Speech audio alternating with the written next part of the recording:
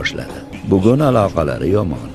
Amerika Rossiyaga tahdid qilgach, Putin yangicha yadro qurollarimiz bor deya boshladi.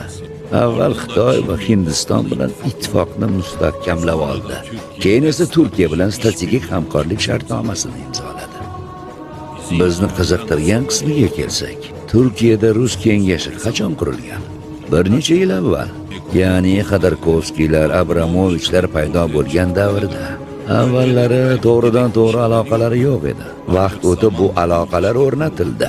Yelsin davrida ishlar yaxshi ketayotgandi, ammo Putin kelgach, Moskva bundan bezovtalana boshladi. Buni tushungan Rus Ibrohimi Moskvaga yoqadigan, to'g'rig'i Moskvaning ko'zini bo'yaydigan bir ikki ish qilmoqchi bo'ldi. Masalan, chechenlarni o'ldirish kabi. Ammo bular ko'z bo'yamachilik. Rus Ibrohim ham xuddi xo'jayinlar Abramovich va Xodorkovskiy